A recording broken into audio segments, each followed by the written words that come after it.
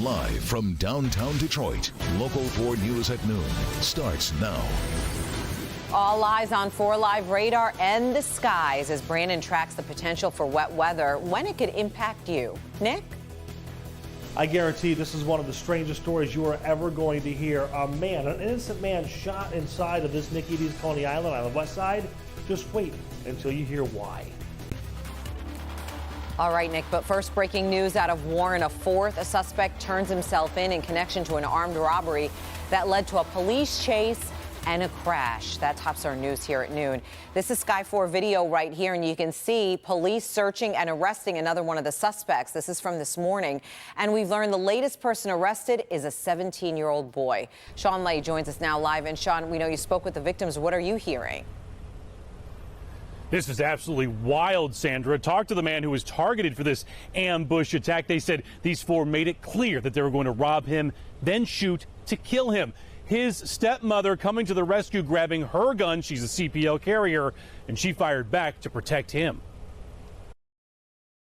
I noticed the driver had a gun in his lap, and they all had masks on. We are protecting his identity after he was ambushed and nearly shot and killed early this morning. He was getting ready for work on Prospect in Warren and walking to the corner for a pack of cigarettes. A car with 4 people in it asked for a light. That's when he saw one with a gun and heard words he'll never forget. And the other guy was like, just go ahead and shoot him, go ahead and shoot him. And luckily I made it in the house. That man running back to his home and yelling to his stepmom that he was being robbed. She is a CPL holder, and she says she fired a shot into the air. The men returned fire, lots of it, then took off. Warren police gave chase, catching 3 of the men. The fourth, just 17, turned himself in, escorted by his father, around 9:30 this morning. We just spoke with that stepmom who opened fire to defend her son. You running toward me, my property, with a gun. What I supposed to do? Chasing your stepson. You Okay, know what I mean? come on now.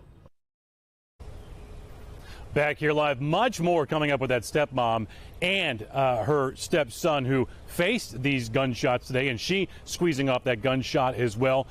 Police are saying she is not under investigation for shooting. These 4, though, likely to be charged with attempted murder sometime late today or tomorrow, Sandra. Still a very active case. Sean, I know you spoke to the police commissioner. What does the police commissioner have to say about all this? We just came out of Bill Dwyer's office here, Commissioner Bill Dwyer here in Warren.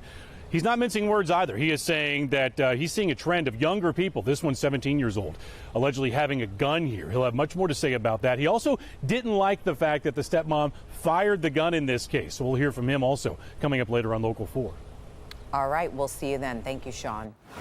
And it's been a very busy morning, developing also on Detroit's west side of Coney Island. Now a crime scene. This is video from that scene. Right now, a man is in critical condition after being shot inside this Nicky D's. The restaurant is on 7 Mile near Greenfield Road. That's where we find Nick Monticelli with a look inside the investigation. Good afternoon. This story is as strange and crazy as it sounds. Yes, one of the customers was just sitting here waiting for his cheeseburger when somebody came in angry they didn't have any fried mushrooms and shot him. Somebody can't just sit here and just get shot for no reason. He ain't say nothing to nobody. This Nicky D's worker doesn't want to be shown, but saw every moment inside the Coney Island this morning when a man was shot in his face. He says 2 men and a woman were inside around 2 a.m. and they were furious that fried mushrooms weren't on the menu. They got mad, left about 30 minutes, came back with their license plate off their car, came in here, fired shots. He shouldn't do one time in his mouth. You heard right. They allegedly came back, started a fight inside, and then shot a man in his face who was just a customer waiting for a cheeseburger. They was angry about the fried mushrooms because the guy didn't do nothing. He come here every day, he'll do nothing to nobody, say nothing. He just order a cheeseburger plain and stay up here every night. But they was mad because we didn't have no fried mushrooms and come back and just shot. Officers and evidence technicians spent hours at the restaurant this morning. We're told the 2 men who came inside were wearing white shirts with a company logo. The woman allegedly stayed in a black Ford F-150 in the parking lot. Over no mushrooms, some angry customers come in and shoot this dude for no reason. On Detroit's west side, Nick Monticelli, Local 4. All right, thank you, Nick. Meantime, there is a new push to stop violence in Detroit. It's called Code 22. On the 22nd of every month, starting this Saturday, in fact, the mission is to try and get one day in the city without gun or domestic violence. It's part of the mission. Politicians, clergy, and community activists will go into communities and engage people living in crime-ridden neighborhoods. We have to restore the neighbor to the hood, because now it's just the hood. Help set up institutions and programs that can prevent these kinds of behaviors from occurring. And as we said, Code 22 kicks off this Saturday. A march and a rally gets underway at 8 p.m. at the Church of Messiah on East Grand Boulevard. Turning our attention now to the weather as we take a live look outside through our sky cam. Brandon is tracking some wet weather for us, but it's Severe Weather Radio Day, so he joins us live from Westland. Hey, Brandon.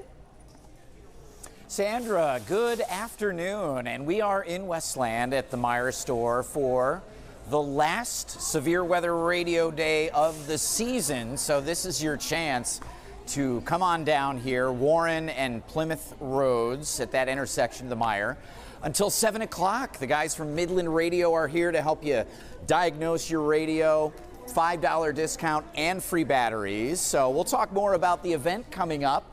Want to get you set for a day that is very summer-like.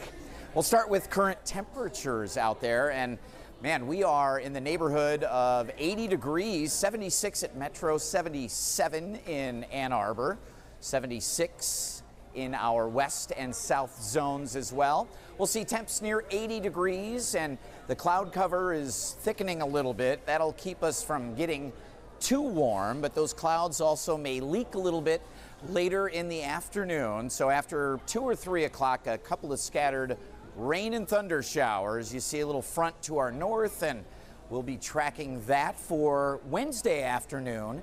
Heavier rains are coming.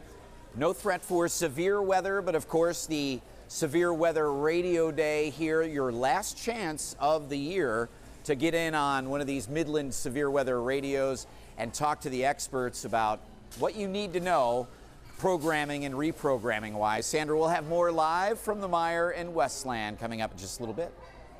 We'll see you then. Thank you, Brandon. Former White House Communications Director Hope Hicks testifying before a House panel behind closed doors.